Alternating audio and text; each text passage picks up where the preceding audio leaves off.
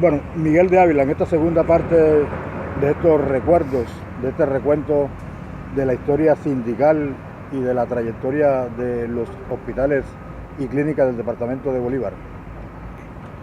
En este orden narrativo de la destorsida del hospital universitario, ¿cuáles fueron los primeros síntomas de la crisis que posteriormente pues lo llevaron a su cierre y la reapertura que continúa en este momento con las mismas falencias? Los primeros síntomas son los mismos que hoy se padecen. Falta de insumos, no pago a los trabajadores, pago inoportuno. Llegó el momento en que nos debían 10 meses y no había con qué pagar. Y solamente nos pedían paciencia y los trabajadores usamos todos nuestros medios de lucha, pero llegó el momento que ni siquiera el paro resolvía los problemas. Ese es un escollo que yo creo que el movimiento sindical tiene que mirar sustancialmente, porque el paro no nos resuelve las cosas hoy en día. Las cuestiones son de fondo, las cuestiones son estructurales. El problema de la salud en Colombia no es de plata, sí, no es falta de plata, porque plata sí hay. Creo que todo el que tenga que ver con el sector salud de una u otra forma, como usuario, como trabajador, como prestador de servicios, sabe que el problema es que no hay, el flujo de caja es demasiado lento. Y eso lleva el traste. Eso, cuando tú compras al contado y vendes fiado, terminas quebrado. Eso es lo que le pasa a la salud. Además, tengo que decirlo, las administraciones por lo general son corruptas. ¿Sí? ¿Por qué? Porque es que la política en Colombia es corrupta y la excepción es que no lo sea. ¿Sí? Entonces, en ese orden de idea creemos que la dirigencia sindical tiene que empezar a pensar qué otro mecanismo se usa además del paro, además de la lucha directa o la confrontación. Si tenemos que mirar a ver qué otros mecanismos que sean efectivos nos permita llegar hasta allá. Se usó mucho lo de la tutela, pero ya ni las tutelas son efectivas, porque ya también desconocen las tutelas. Entonces, ¿qué camino tenemos? Esa es la pregunta, porque también, si nos vamos por la vía jurídica, también hay muchos gerentes de hospitales hoy en día que ni siquiera las sentencias judiciales están pagando. Bueno, paralelamente a esto, ¿cómo se vivía la situación en los otros hospitales públicos de la ciudad? El San Pablo, la clínica de maternidad, que eran del orden departamental, el Club de Leones, que había sido intervenido, y bueno, la clínica Enrique de la Vega del Seguro Social. Bueno, debo decir que la crisis realmente empezó en el sector público, y hablamos específicamente de los hospitales departamentales. Junto con el hospital universitario, sufrió la crisis casi que al mismo tiempo el resto de los hospitales de orden departamental. Te hablo del hospital de maternidad, te hablo del hospital San Pablo, que está desaparecido también, te hablo de todas las heces que desaparecieron, sí, la de Carmen, la de Mangué, la de Monpós, la de Cimití, y estos desaparecieron por el mismo fenómeno, y para esa época todas empezaron. La razón fue la que ya te dije: hubo cambio de gobierno, y al cambiar el gobierno sacaron a toda la gente que habían capacitado para confrontar la nueva norma, y cuando fueron a facturar no sabían cómo hacerlo. El problema fue eso. Bueno, el otro golpe, la descentralización, cuando se desarticula el sistema y se le da también un golpe pues, muy certero a la unidad de la organización sindical. ¿Eso cómo se vivió? Bueno, yo no diría cómo se vivió, cómo se vive. El golpe más fuerte que recibió la organización sindical en el sector salud específicamente, me refiero a ANTOC, porque ya éramos ANTOC. Específicamente fue muy duro porque se perdió la unidad monolítica. Ya el sindicato seguía unido, pero ya teníamos diferentes empleadores, y eso hizo más débil a la organización sindical en cuanto a fuerza, porque debo decir que el sindicato era un sindicato de una unidad única. Nosotros decíamos: se paraliza la salud, y se paralizaba. Y hay marchas que hicimos con toda la gente. Sí, el ejemplo de que dieron el magisterio hace recientemente en Bogotá, eso guardando las proporciones, lo hacíamos nosotros en Bolívar, porque nos traíamos a toda la gente de Bolívar para Cartagena y hacíamos unas marchas extraordinarias. Ya hoy en día no lo podemos hacer. ¿Por qué? Porque ya hoy la gente no viene en masa, porque como ya dije antes, las situaciones son diferentes. Aunque la problemática puede ser la misma en forma general, pero la situación individual de cada trabajador es diferente en esos municipios. Entonces, eso ha sido, en mi opinión, el golpe más duro que le han dado el movimiento sindical del sector salud, me refiero a Bolívar.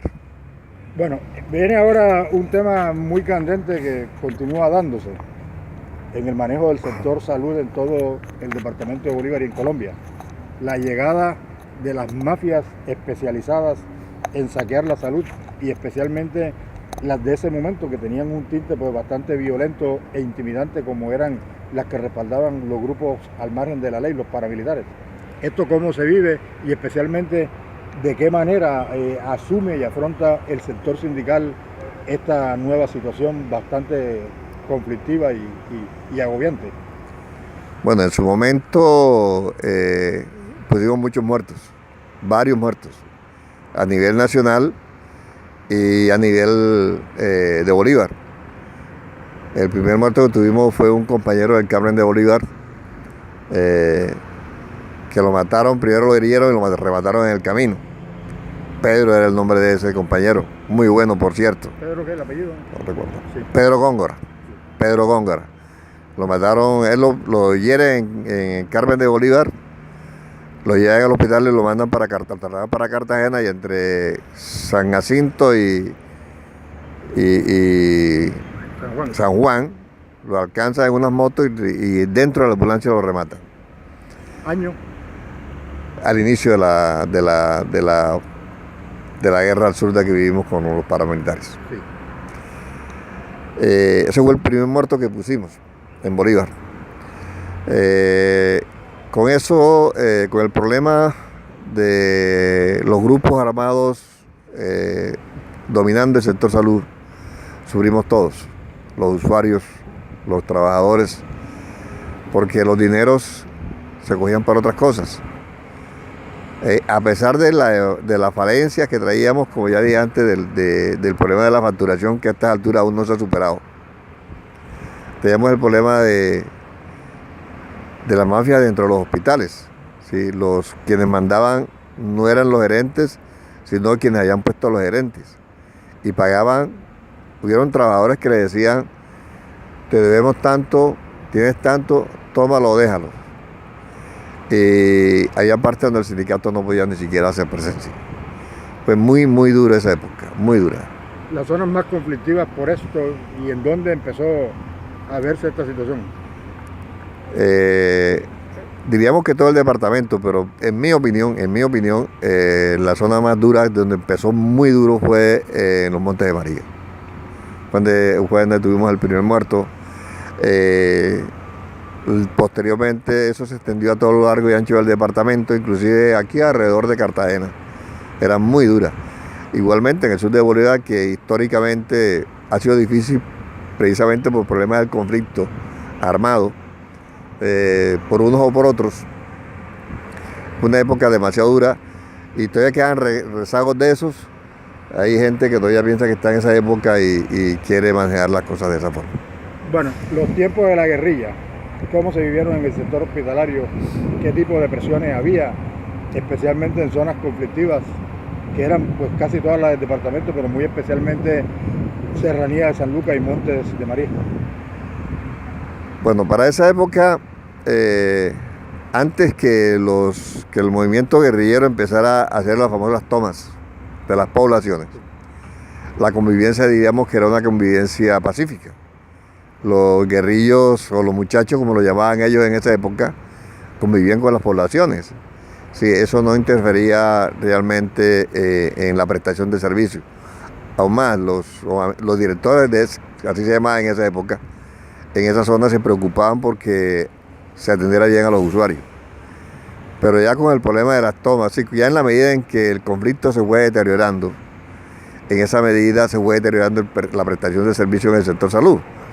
Porque ya la percepción era otra, ya no era convivencia, sino miedo, pánico hacia los grupos armados. En esa época estamos hablando de la guerrilla, hacia la guerrilla. ¿Sí? Ya los trabajadores y los directores y los médicos y todo el mundo pues tenía temor. Y se fue mejorando la calidad de la atención. Bueno, la reculada de los Ovejos, vienen los grupos paramilitares. ¿Cómo se vivió eso, por ejemplo, en la serranía de San Lucas? Muy duro. Realmente el cambio fue durísimo. A pesar de que la gente venía ya acostumbrada a convivir con la violencia, era una violencia diferente. Porque si bien los guerrillos hacían barbaridades, el otro grupo lo superó en todas esas cosas. Entonces la gente era una zona donde la gente vivía con pavor, exactamente. Y necesariamente eso afectó gravemente la atención a los usuarios. La transición de esa parte de la crisis que lleva pues a la iliquidez, a la infuncionalidad de los hospitales y de los departamentales, y que finalmente termina en la liquidación de toda la red departamental. ¿Eso cómo se vive, cómo se da, cómo sufren los trabajadores el tema? Bueno, eso es una situación que donde más afecta es no solamente al trabajador, afecta a la familia del trabajador. ¿Por qué? Porque es que los trabajadores vivimos del pago que nos hacen por la venta de nuestra fuerza laboral. Y al no pagarnos, necesariamente repercute en nuestra familia, en la salud, en la educación, en la vivienda, en la alimentación, en todo. Entonces, esa transición ha sido muy dura, más todavía la estamos padeciendo, especialmente en la zona de la serranía de San Lucas. En este momento tú sabes mejor que nadie que en Río Viejo creo que le den 15 meses de salario a los trabajadores.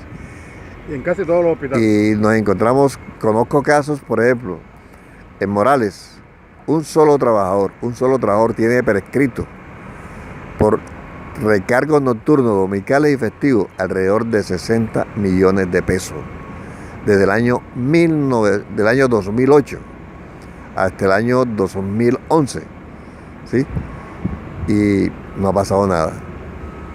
Si un trabajador, y digo exactamente que es en Morales, si un trabajador le deben esa plata por salario, ahora póngase a mirar a cuánta gente le deben. Sí, que hay promedio, los trabajadores de Morales han perdido porque la plata está prescrita, y eso no lo va a pagar nadie. Está prescrita, eso yo hago un cálculo más o menos, solo en el personal de auxiliares de enfermería, entre 200 y 300 millones de pesos perdidos. Esa es la situación que vive la gente del sur de Bolívar. Bueno, eso que era una plata presupuestada, ¿para dónde coge? Esa es la pregunta terrible. ¿Para dónde cogió esa plata? ¿Qué hicieron con esa plata? ¿Sí? ¿Qué hicieron con eso? ¿Quién le responde al trabajo por eso? Nadie. Más, premian a los gerentes. El gerente anterior, que fue del 2008 al 2012, lo acaban de nombrar nuevamente. Y ya dije que le deben desde el año 2008. Y significa que ese gerente tiene responsabilidad en cuanto a eso. Bueno, hay es un hecho cierto, la rotación de los secretarios de salud, de los gerentes de las CESES por los diferentes municipios del departamento de Bolívar. ¿Usted cree que hay un carrusel, una especie de mafia en el manejo de los hospitales con personas especializadas en que los hospitales se encuentren como están? Bueno, yo no me atrevería a afirmar que es un carrusel o una mafia. Lo que sí es cierto es que son hechos políticos. Son hechos políticos porque tú sabes que esos son cargos políticos, así sean técnicos. Porque, bueno, todos sabemos por qué. Entonces, es cierto, hay muchos gerentes que hoy son, por decir algo, un gerente de un hospital aquí en Cartagena, mañana es gerente del hospital en un pueblo, y así sucesivamente. Entonces, lo cierto es que es la fuerza política la que entra por ahí.